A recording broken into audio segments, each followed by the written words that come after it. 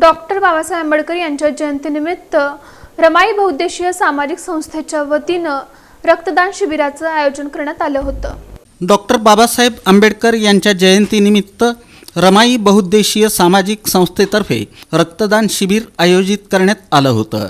यावेळी 101 रक्तदात्यांनी उत्स्फूर्तपणे रक्तदान करून मानवंदना दिली।